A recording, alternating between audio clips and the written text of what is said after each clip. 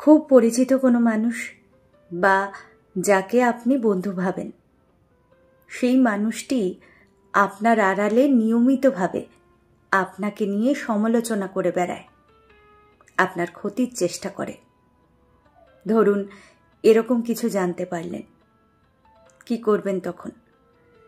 প্রথমটাই বিশ্বাস করবেন না নিশ্চয়ই।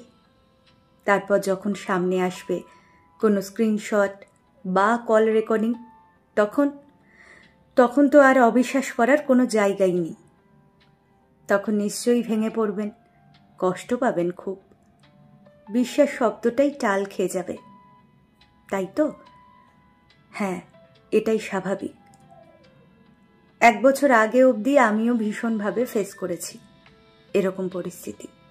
ভেঙে পড়েছি, কেঁদেছি, কিন্তু কোনো সমাধান করতে পারিনি। নিজেই কষ্ট পেয়ে গেছি একা। কিন্তু এখন আর কষ্ট পাই না, কারণ অভিজ্ঞতা আমায় শিখিয়ে দিয়েছে, যখন কেউ আমাকে নিয়ে অতিরিক্ত নিন্দা মন্দ করছে, আমার পেছনে ক্ষতি করার চেষ্টা করছে, তার মানে সে আমায় নিয়ে বড্ড বেশি চিন্তা করে ফেলেছে। নিশ্চয়ই আমার মধ্যে এমন কিছু খাস বাত্য আছে, যেটার জন্য সে ভয় পাচ্ছে, যেটার কারণে টক্কর দিতে সে সাহস পাচ্ছে না। তাই মেঘের আড়ালে লুকিয়ে মেঘনাদ হয়ে সে আমায় আঘাত করতে চেষ্টা করছে, আর সে নিজেকে আমার থেকে অধম নিজেই মনে করে। তাই সামনাসামনি শত্রুতা করার সাহস নেই, সেজন্য তাকে বন্ধুর ছদ্মবেশ নিতে হচ্ছে। হ্যাঁ, এটা একদম সত্যি।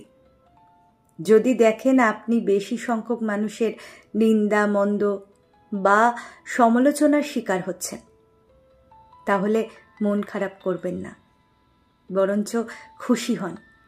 কারণ মনে রাখবেন, যে যত বেশি সফল, তাকে অপছন্দ করার লোকজনও তত বেশি। সফল মানেই বিরাট সম্পত্তির মালিক হওয়া নয়, সফল হওয়া মানে নিজের মতো করে ভালো থাকা। বেশিরভাগ মানুষই অন্যকে নিজের থেকে নিচুতে দেখতে, করুণা দেখাতে পছন্দ করে। এটাই হিউম্যান সাইকোলজি। কিন্তু যে মানুষটাকে সে করুণা দেখাতে পারবে না, যে নিজের যোগ্যতায় জীবনের সিঁড়ি বেয়ে এগিয়ে চলেছে, তার প্রতি ক্ষোভ জন্মায় অন্যদের বেশি। আর সেই ক্ষোভের বহিঃপ্রকাশই ঘটে অকারণ সমালোচনা, অযথা ব্যক্তি আক্রমণ আর কুৎসা ছড়ানোর মধ্যে দিয়ে।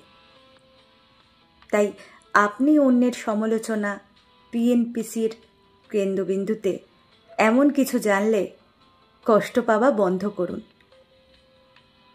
বরঞ্চ নিজের পিঠটা হালকা করে চাপড়ে দিন। হ্যাঁ, আপনি আপনার তথাকথিত বন্ধুদের অকারণ সমালোচনার শিকার, তার মানেই আপনি একদম ঠিক পথে আছেন, অর্থাৎ জীবনে উন্নতির দিকে এগোচ্ছেন আপনি।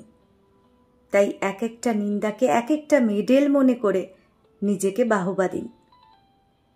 হ্যাঁ, আমি পেরেছি অনেক আঘাত সামলে উঠতে, তাই আমি নিশ্চিত আপনারাও পারবেন।